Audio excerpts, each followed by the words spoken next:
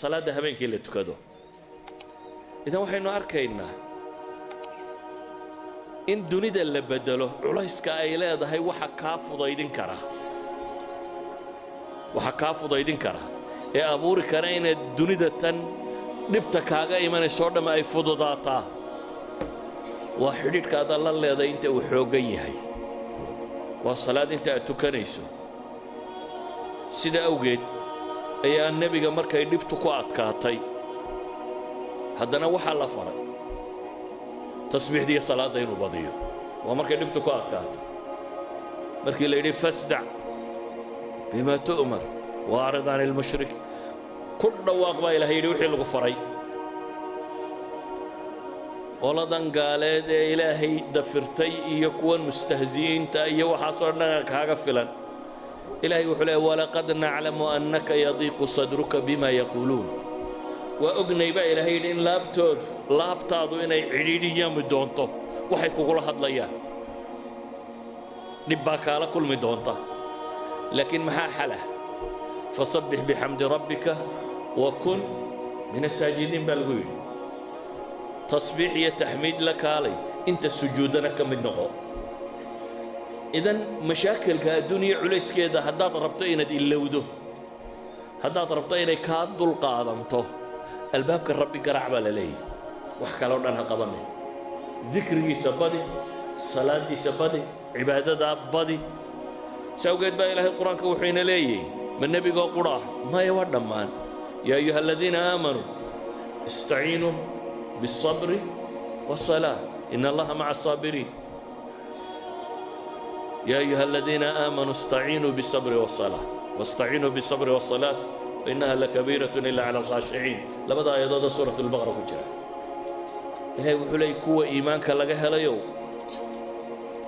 dhibtu markay idinku timaado waxaad kaalmaysataan sabir iyo salaad baa la tilmaamaya idan waa manfac dunawiya waa min maqaasidda aynu salaada u tukanaynaa waxaa ka mida baynu leenahay markaasi inaynu nolosha adduuniyo ay inoo fudaydiso in culaysku inaga dego inay dunidu problem inagu haynin in wax allaaliya wixii kaa hor yimaada waay aanay kugu haynayn dee man biyadihi malakuutu samaawaati waalardi baad ku xidhantay ciday gacantiisa ku jirto adduunkan cir iyo dhulba allaha maamula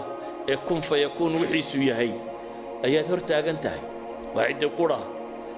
ee wuxuu amraa ay socdaan wuxuu reebaana aanay imanaynin sida awgeed ayuu nebiyullaahi moxamed calayhi salaatu wasalaam xudayfa xadiidkiisii xasanka ahaa waa kale idaa xasabahu amrun fasca ila asalaa nebiga calayhi salaatu wasalaam haddii waxbaba warwargeliyaan u fiirso siduu nebigu u fahmay wixii alla faray innaga haddii waxayna warwargeliyaan maxaynu idhaahnaa bal tolka u tag bal aw hebel u tag bal taajir hebel u tag marka waxa dhibu ku qabsato ama mashkaladu ku qabsato waxa koowaad adigu aad ka fakartaa makhluuqaadkay u badan yihiin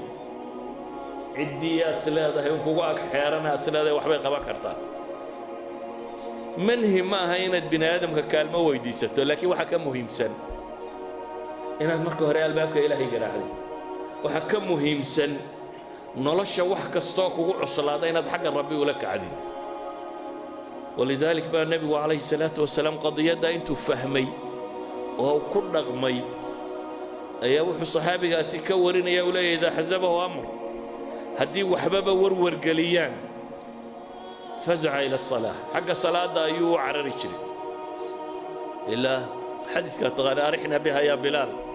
ama uu ku tilmaamayay quratu caynihi inay tay waxa ishiisu ku doogsato idan waxaynu leenahay salaadda ajar waa ku raadinaynaa waa dhab dembiga maydha ajar baa lagu helaa jannaa lagu galaa qiyaamaha marka la tago waa waxa ugu horreeya la isku xisaabo hadday wanaagsanaato jannadaad hore kaga waxaasoo dhan waynu haynaa oo janno iyo aakhiro ku saabsan laakiin waxaan ka warramaynaa waa maxay waa manaafic dunawiya waxaan ka warramaynaa waxa weeyaan cibaadada ma aakhiraynu la sugaynaa mise adduunkay faa'iido leedahay waxa weeyaan adduunkay faa'iido leedahay adduunkay dhaqankaaga beddelaysaa